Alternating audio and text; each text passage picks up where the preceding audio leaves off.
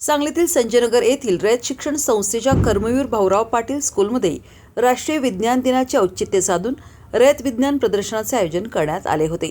या निमित्ताने लहान गट 1ली ते 9वीच्या विद्यार्थ्यांनी दैनंदिन व्यवहाराशी सांगड घालून विज्ञान उपकरणे तयार केली होती।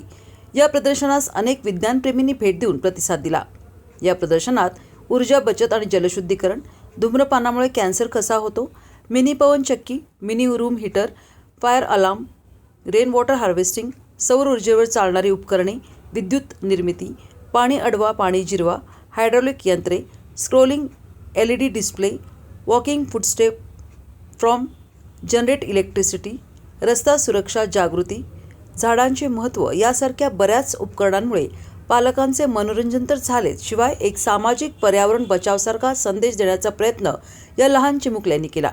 यामुळे विद्यार्थ्यांमध्ये विज्ञान विषयाची असलेली आवड दिसून आली। शिवाय त्यांच्या अंगी असलेल्या विविध कलागुणांना वाव मिळाला। आकर्षक फलक, लेखन, कला दालन, रांगोळी, प्रदर्शन फलके यामुळे प्रदर्शनाची शोभा वाढली।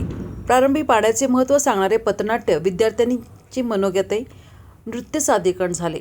त्यानंतर वैज्ञानिक उपकरण प्रदर्शनाचे उद्घाटन शाळेच्या मुख्याध्यापिका सौ शुभांगी जगताप यांच्या हस्ते करण्यात आले। संयोजन विज्ञान विभाग प्रमुख हुसेन मखदूम यांनी केले।